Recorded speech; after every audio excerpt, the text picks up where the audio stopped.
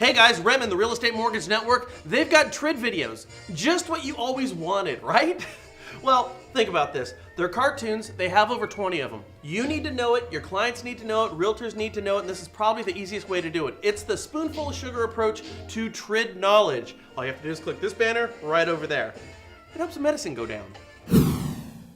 Okay, so last week we asked you for TRID acronyms. Now we have TRID, Traumatic Real Estate Imposed Delay, and TRID, The Reason I Drink. Now Tom Tevis of Louisville, Texas, he stepped up his game. He came up with TRID, Totally Ridiculous, Insane, and Demonic. I think that's my favorite one. So Tom goes on to say about his experience, we have been closing our TRID deals in about 30 to 35 days, so no major delays, but it is a beating for my clients, and the stress levels and pressure has been increased 10 times over. To acknowledge every change, all the estimates and closing disclosures in the time frame is a real issue with most of my clients. The changes in 2010 eliminated surprises at closing. All this did was give the consumers more crap again. Interesting to see how lenders, title, and realtors alike talk about how this affects the consumer negatively and how the consumer's having issues with it. You know, in the past few days, we've had hundreds of comments about TRID. Really thoughtful comments. Do us a favor and keep them coming.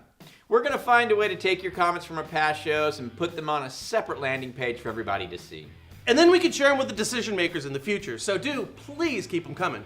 Now, we asked about the good and the bad for 2016. Ellen Shaughnessy of Freebridge Realty says the biggest problems impacting 2016 real estate market: this tight lending market, economy stability, and the jobs outlook. Most promising thing for 2016, the real estate market. On a local level, we have a nice resurgence in our historic downtown here in the, I believe it's pronounced, Lehigh Valley, Pennsylvania. Heavy investment in Allentown's future, excellent farmers market, more retention of young people / hipsters. Now, retirees and downsizers are actually moving out of the burbs to our exciting, revived town centers. Man, I want to go there. Looks freaking awesome.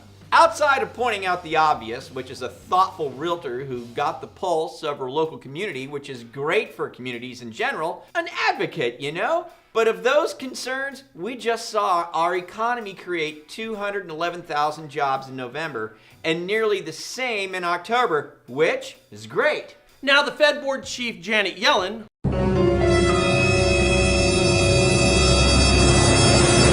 do you think you pronounced that, Janet Yellen? She said at one point that consistent job growth over 100,000 and we can see a tick up in rates. Now, she downplayed job creation when she was speaking at the Joint Economic Committee on Friday, but make no bones about this, guys. You heard it here third. You're gonna see a rate hike above, at, or near zero. Chew on that one for a minute. Don't worry though, Ellen. The market's factored it in already. Rates are great. It's the closing dates you need to worry about. Now, also in her comment, hipsters moving downtown. Isn't it interesting how the very people we despise make for good communities? You know, people like this, and this, and this, who listen to Mumford & Sons and think smoking pipes makes them cool. Newsflash, Marcus Mumford is not a vegan. Just kidding, hipsters are fantastic. Our editor, he's a hipster too. You think I'm lying? Well, here he is. Frank and Brian, they're Illuminati. That's a great trend for Pennsylvania because according to Sean Bicchetti, the chief economist of Freddie Mac, boomers are clogging up the whole chain of home sales. That's right. Get this. I shun the mainstream like I do my parents until I need to make rent. From a Washington Post article, Federal Reserve's most recent survey of consumer finances, which estimates in 2013 that households led by people aged 55 and older controlled 2/3 of all home equity. One federal estimate puts the aggregate value of their houses at close to $8 trillion.